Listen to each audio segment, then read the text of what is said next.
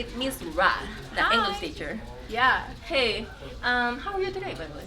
I'm really fabulous. I love Mondays. I feel super productive. I have seen so much growth in my students for my freshmen this year, so I'm actually really, really happy today. That's good, that's good. You have any favorite class through the all the years here? Yeah, well, so I have been teaching English here at McKinley Tech for 18 years. So literally as long as seniors have been alive, I've been here. And there have been like certain classes that I've taught throughout the years that have really stuck with me. A.D. Wilkerson's class, 2011, has really stuck with me. I would say the class of 2016, at this point, they're all in their 30s, and we're all friends on Facebook, which is funny because you guys don't even use Facebook anymore. Like, you're all on TikTok or maybe some other platform. Yeah, you're on TikTok, right? Yeah. I did try to like have a teacher TikTok in 2020 when we were all virtual, but I got no followers, y'all. So like, I don't even use it anymore. I'm more of a millennial, so like TikTok and Instagram. Anyways, I would also say one of the most special classes in my life and teaching career.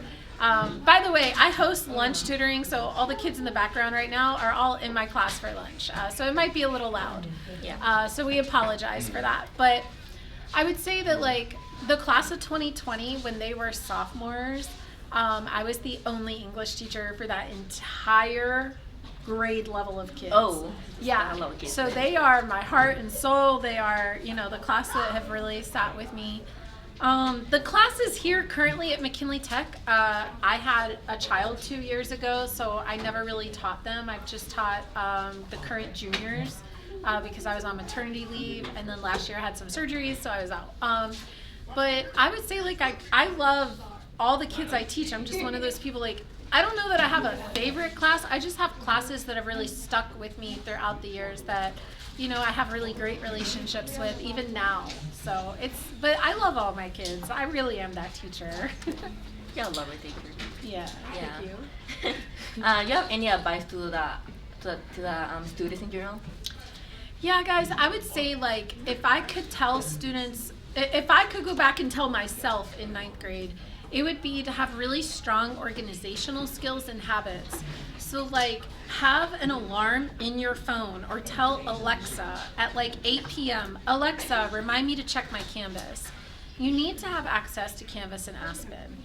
You need to have a daily routine where you look at your grades and what's due because I really think I think every child that is in McKinley got here because you are excellent, you have the skills. You know how to read, how to write. You really do. I truly believe you are at the top of the district. It's just those like organizational skills or those time management skills that I think we'll have to improve that. Yeah. And one other thing I would say off topic a little bit is Google a Roth IRA, Roth IRA, and whenever you start working as an adult, when you start making money legally with taxes, listen, open up a Roth IRA. Start investing for your retirement early. I really, really wish I had learned that in my 20s. So I think there's a lot of connection between like financial literacy and the literacy we teach here at McKinley Tech.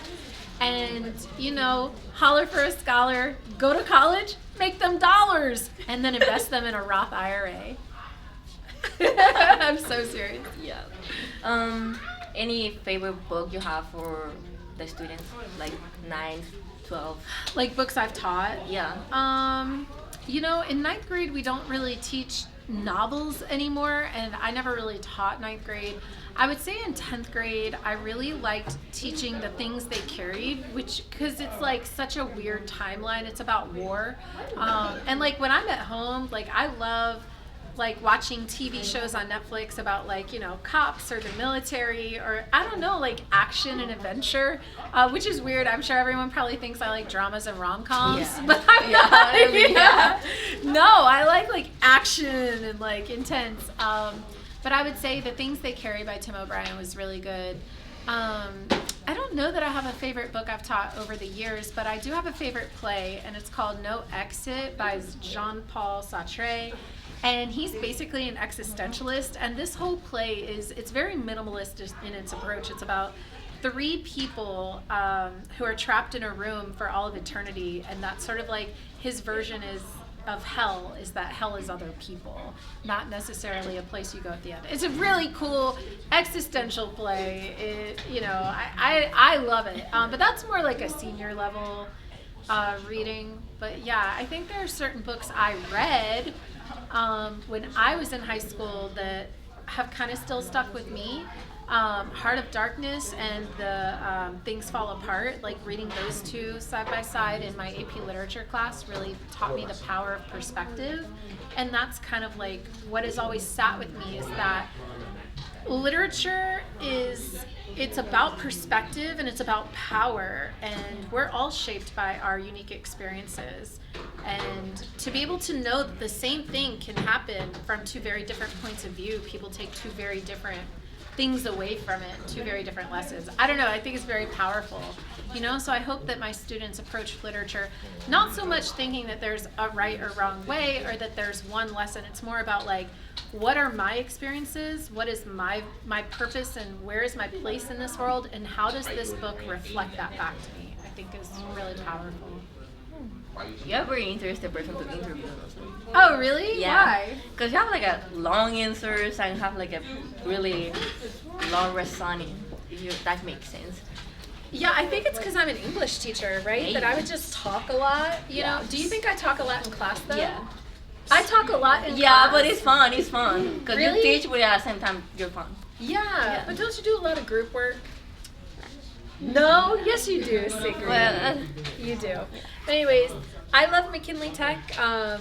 I just want to say that this place has been very special to me as a person, and I feel like my students and my colleagues and my friends, they've become my family here. So I really hope that when you guys graduate from McKinley Tech, that you're going to look back with the same kind of fondness that I do every day when I get up and commute here. On the MARC train, over an hour. The commute's worth it. So, okay, that's me, Miss Caldwell. Alright, thank you guys.